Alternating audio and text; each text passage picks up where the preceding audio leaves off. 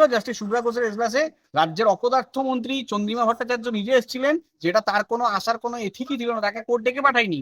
খালি মমতার ওই চোর মমতার হয়ে রিপ্রেজেন্ট হয়ে এসছে, যে চোরের বিরুদ্ধে কেস হয়েছে তার ভিত্তিতে আমি এসছি চোরের হয়ে সাক্ষী দিতে বা চোরের হয়ে আমি উপস্থিত থাকতে, এক চোরকে বাঁচাতে মেজো চোর এসছি। আর রাজ্যের ভূভারতে কোথাও দেখা যায়নি, যদি কোর্টে না ডাকে তাহলে রাজ্যের রাজ্যের আপনার সম্ভবত উনি অর্থমন্ত্রী, আমি যদি খুব ভুল না করি চন্দ্রিমা ভট্টাচার্য, কারণ ওদের তো মন্ত্রক পাল্টায় জামা পাল্টানোর মতো। তো রাজ্যের অর্থমন্ত্রীকে না ডাকতে রাজ্যের অর্থমন্ত্রী বেহায়ার মতো রাজ্যের এই বিচার ব্যবস্থার মধ্যে আসলেন এবং কোর্টরুমে এসে মানে নির্লজ্জের মতো বসে আছেন। মানে মানে আমারই পেছনে উনি বসেছিলেন, ঘটনাচক্রে উনি আমারই পেছনে বসেছিলেন, পেছনের সিটটাতে যেখানে সবাই বসে সেখানে বসেছিলেন। আমাদের আইনজীবীদের যে আলাদা সিট থাকে সেই সিট আমরা বসি, এবং আমাদের পেছনে যারা ক্লায়েন্ট থাকে, বা উনি তো রাজ্যের তরফ থেকেও কেউ নন, উনি এসে পরিচয় দিচ্ছে যে আমি তৃণমূলের রুলিং পার্টির আপনার কি লিগাল সেলের ইনচার্জ চেয়ারম্যান। তো লিগাল সেলের চেয়ারম্যান বা মন্ত্রী হুয়েভার, সেটা জুডিশিয়ারি সিস্টেমে সেই পরিচয় তোমার খাটে না, তুমি জুডিশিয়ারি সিস্টেমের পার্ট নয়, বা তোমাকে কোর্ট ডেকে পাঠায়নি। খালি মমতার চাটুকারিতা করতে, মমতার হয়ে খিদমত খাটতে এখানে এসে দেখালো যে আমি মমতার হয়ে আছি, চোরের হয়ে আমি আছি, মেজো চোর। না, বলছি যে আইপ্যাকের অফিসে মমতা বন্দ্যোপাধ্যায় ছুটে গেলেন টাকা, কারণ মনে আছে চোর মমতার মানুষ জানতে প্রাণভোমরা চাইছে। হচ্ছে, চোর মমতার প্রাণভোমরা হচ্ছে প্রতীক জৈন। আর প্রতীক জৈনকে দিয়ে খাটাচ্ছে ওখানে। ওই যে বলছে না ক্যান্ডিডেট লিস্ট আছে, কোনো ক্যান্ডিডেট লিস্ট কিচ্ছু নেই।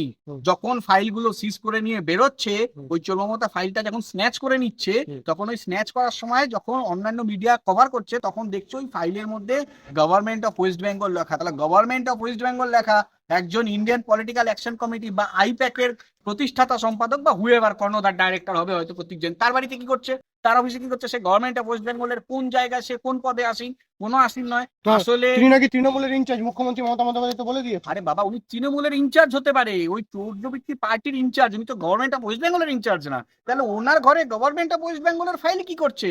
যখন চোর মমতার গাড়িতে ওই ফাইলগুলো তোলা হয়, তখন ওইখান থেকে অন্য একটা ক্যামেরা, আমি নামই বলে দিচ্ছি, আর বাংলা থেকে যখন রিপোর্ট দেখাচ্ছে বৈদ্যুতিন সংবাদ মাধ্যম, ওখানে দেখাচ্ছে স্পষ্ট ভাষায় গভর্নমেন্ট অফ ওয়েস্ট বেঙ্গল, ওটা হাইলাইটও করেছে। তাহলে ওই ফাইল ওখানে কি করছে? প্রতীক জৈনের বাড়িতে কি করছে? প্রতীক জৈন গভর্নমেন্ট অফ ওয়েস্ট বেঙ্গলের কোন পদে আছে? চিফ সেক্রেটারি, উনি হচ্ছে বকলমে তৃণমূলেরই বার্তাবাহক, সেটাই হচ্ছে তার পরিচিতি। উনি এখন রাজ্যের মুখ্য সচিব নয়, তৃণমূলের মুখ্য সচিব। কিছুদিন আগে আপনারা দেখেছেন আলাপন বন্দ্যোপাধ্যায় যখন আইএস অফিসার ছিলেন, উনি যাননি দিল্লির ডাকে, তারপর তাকে মমতার চিফ মানে মমতার আত্মসহায়ক টাইপের করা হয়েছে। তো এবার ঘটনাচক্রে রাজ্যের চোরজবৃত্তি করা মুখ্যমন্ত্রী ও তো জানে না জিনিসটা তো আমি লিকুইড মানি তুলে নিয়েছি, এবার বাঁচাবো কি করে, এই বাঁচাতে গেছে, ওই কারণেই এরকম হয়েছে। আর নলিনী চক্রবর্তী হচ্ছে জাস্ট চিফ মিনিস্টারের তল্পি বাহক হিসেবে কাজ করছে। ভাবতে খুব অভাব লাগে, এরকম আইএস অফিসারদের পরিণতি যদি এই চোর মুখ্যমন্ত্রীর আমলে এরকম হয়, মানে তাদের ডেজিগনেশনটা কোথায় যাচ্ছে সেটাই ভাবতে খুব অবাক লাগে। সাধারণ মানুষ দেখবেন, আশা করি সাধারণ মানুষ 2026-এ পড়ে গেছে, ভোটের জবাবটা সঠিকভাবে দেবে।